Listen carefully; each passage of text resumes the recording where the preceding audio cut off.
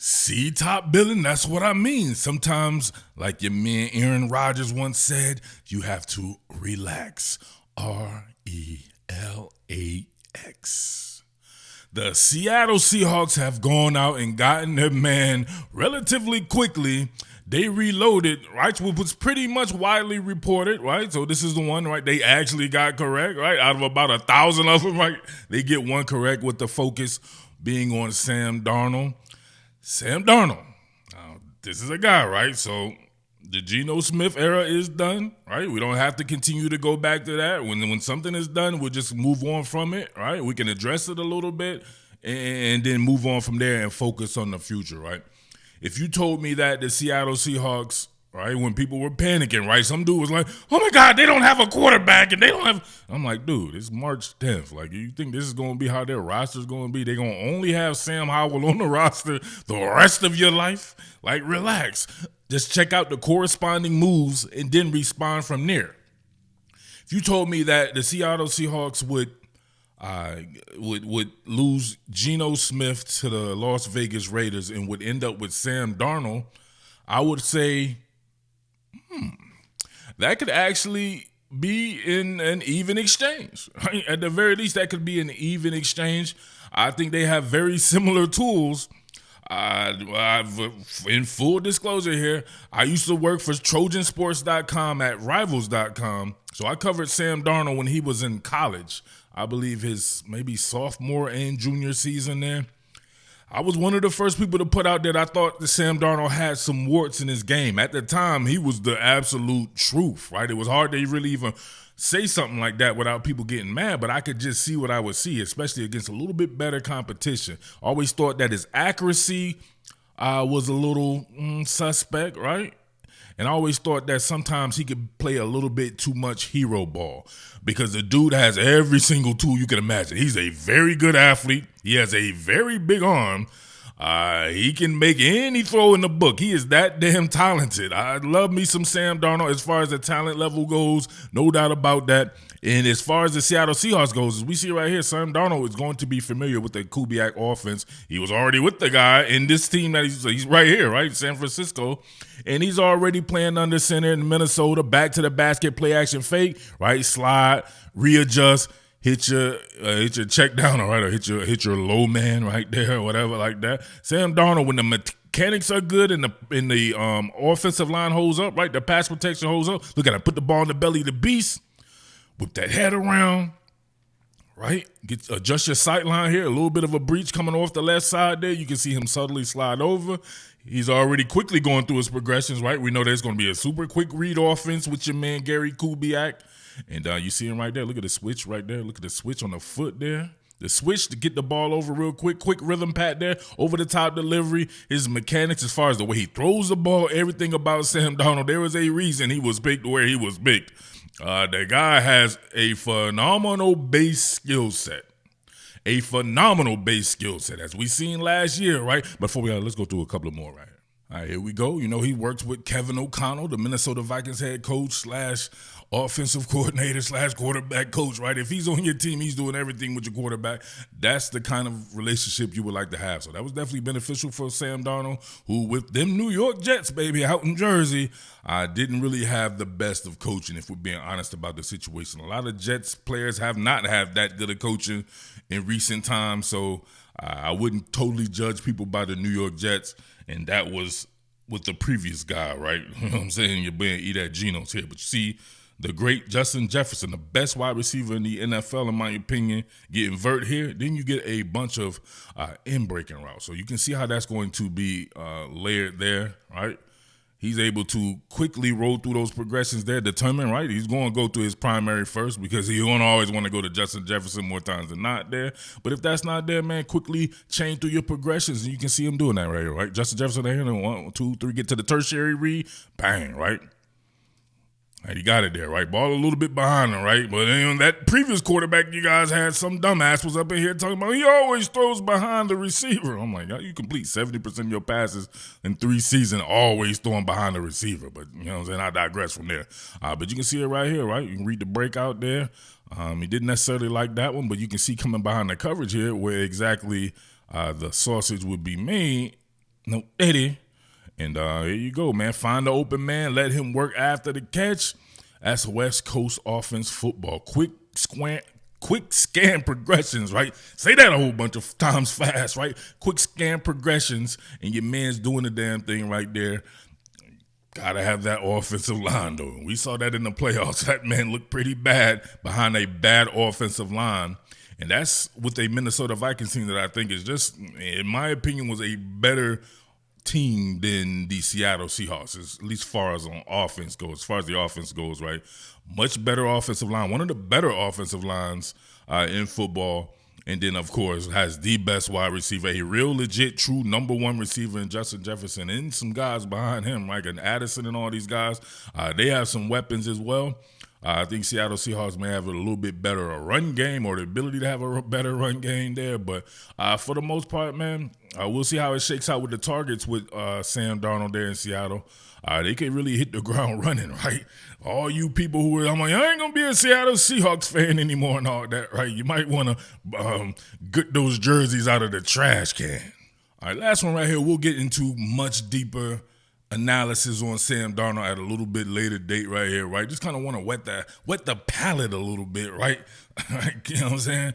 I'm a Sam Darnold fan, so, I mean, say what you want to say about the guy, right? I said that he could be good on the given circumstances, right? I was doing a little something on them Jets a few years ago, and everybody wanted them to draft Zach Wilson, right, and get rid of Sam Darnold. I'm like, man, if you get the coaching in, why not just keep Sam Darnold? And I said it at the time. I didn't think Zach Wilson would be very good. I don't like street ballers and all that shit like that. Sam Darnold has every bit of whatever they thought Zach Wilson had. He has that in him, and he did it against great competition. Not good. He played with some really good competition in college and was balling out, right?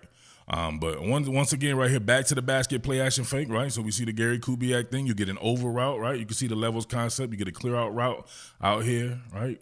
Top side. And then you get pretty much the same thing right here, right? In breaking route, and you get a flat route here. So he's able to quickly delineate what he wants to do with that back to the basket play action fake. Hard fake, right? Deep to short. Look at that. Jacob to your boy, Justin Jefferson. The man, the myth, the legend, Justin Jefferson, my dog. See it right here, back to the basket, play action, fake, right? You know, when you do that, you got to whip that head around, readjust, right? Side adjusts are in play as well here. A little bit, it looks like it's holding up, though. Half moon theory looking pretty good, right? Give him a clean pocket, right? Let him go to his progression. That ain't there. If you're reading deep to short, you know it's going to be the next deep going on there. So they put them all in a great sight line. Great play call or great play design. You can see him come off that read. Look at that bang. Come off that read right here. Doesn't even rhythm pat that bad boy. Just shoots it over the top. Yaka. Sam Darnold. Yeah, so Sam Darnold is Seattle Seahawks, man.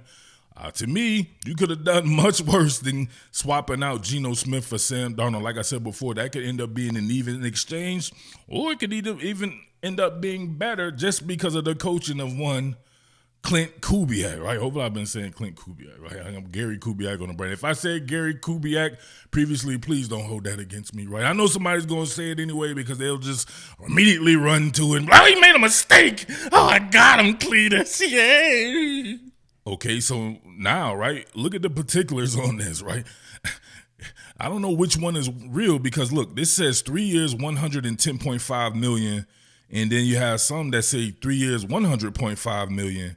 That's what happens when stuff is kind of fresh, right? You really need to give it some time for people to get these correct numbers out there. So just, you know what I'm saying, a little bit of quick math, right? You know what I'm saying? I might not be the brightest bulb in the attic, but that probably somewhere around, I would imagine, like 33 to 37 million or something like that. And they said that Geno Smith wanted 45 million. So for you people out there who are John Schneider naysayers, right? John Schneider, the sniper. That man's not doing work. How is he not doing work? That doesn't make a bit of sense, right? You're able to get Sam Darnold, who can be just as good as Geno Smith, right? At the very least, I can believe he can be just as good as Geno Smith. Maybe there's certain aspect of his game that's not as good as Geno Smith. Maybe there's certain aspects of his game that's better than Geno Smith. But I believe he can at least be as good as that guy. You get him for possibly like $9 million less or something. You can allocate those dollars to the trenches and perhaps the offensive line, right? Not even perhaps. He has to go after some offensive line. They need to do something about that, especially what you saw with your man Sam Darnold there. Geno Smith was making chicken salad out of chicken shit. So Sam Darnold's going to have to do that. That's what Sam Darnold excels at sometimes as well, right? That's why I say he used to play a lot of hero ball, and he would get himself in trouble, though, with interceptions doing that. And, to me, he's doing work, right? If you're talking about a better bang for your buck, then not to mention, right, or to gloss over that he's roughly maybe 6-7 years younger than Geno Smith. This could be your long-term option. You probably don't even have to go in the draft. You get somebody like this, right? And you can still go in the draft, right? Just like Minnesota did with the jag that they got, right? I really didn't like J.J. McCarthy at Michigan. We'll see how that turns out there, right? Maybe I'm wrong on my analysis of him there. But my man Sam Darnold did the thing. I thought they would keep him around, but you draft a guy in the top 10 or wherever McCarthy was drafted, so maybe you just have to roll with that. But one man's loss is another man's treasure. And, hey, the Seattle Seahawks and Sam Darnold, right?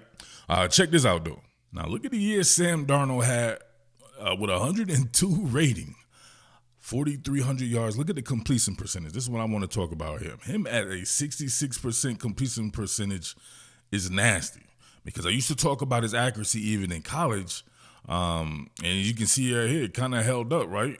60.9. Obviously, just a few throws there, on not even 300 yards there. But with the Panthers in that year he played there, right, he was completing 58.6% of his passes. Yeah, 59.9 with the Panthers the previous year. The Jets 59.6, 61.9, 57.7. Right, these are years that he was the tried and true starter. So very much so, right. People were talking about Geno Smith in his time before, and they could never see this guy ever outside of being that. And now you get Sam Darnold coming from the same exact situation, and put up some very similar stats to Geno and everything, right? If under the same situation, now what, right? You gonna keep that same energy about Sam Darnold?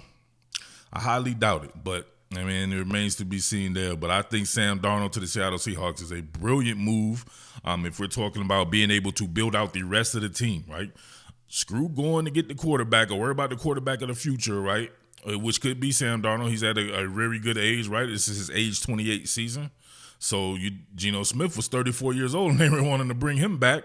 Sam Darnold has a long time to go before he's 34 years old. And not really, right? You blink, I'm telling you right now, you blink, you know what I'm saying? And you pass 34 years old, right? When you're 28. So, but beyond that, there's building around, not the quarterback, building your team from the inside out. That is the move. That is the way to go there. Mike McDonald, John Schneider, they got this shit on lock, in my opinion. They're doing exactly what you need to do to become a franchise that can sustain some success when they get it, right? Sustainable success is what you're after. Maybe not these flash in the pan type teams, you know what I mean? If you have great trench play on both sides of the ball, you will be around for some time. So let me know what you think about that. Your man Sam Darnold. Here's a fun fact too. My Yosemite Sam nickname that you hear me call Sam Howell, that was originally my nickname for Sam Darnold, right? Sam Darnold was in the abyss, so I had to give that bad boy to Sam Howell because he was balling out at North Carolina. And, now they're both on that same team. So should they battle it out for who gets that nickname, Yosemite Sam Darnold or Yosemite Sam Howell? We shall see, all right? But there you go. Congratulations to you Seattle Seahawks fans. You got your man Sam Darnold. That is a great bargain. Now go get the rest of the team in line and play some great football. All right, it's your boy, of course, Murph, doing the damn thing, just like BetUS. You want to protect your assets? Do so by going to BetUS.com/casino. Get on those slot machines, baby. We be getting it in out here with the slot machines out in Atlantic City, or we hit up Casino Live. But man, These days, right, with the weather the way it is, baby, we've been sitting on the internet playing them slots with live dealers and the whole nine because BetUS has you covered in that aspect. First-time users, get yourself a 200% sign-up bonus or a 250% crypto sign-up bonus. BetUS.com/casino. Get in on those live dealers. Get in on those slot machines, baby. That joint has been so much fun. Big shouts to BetUS, where the game begins.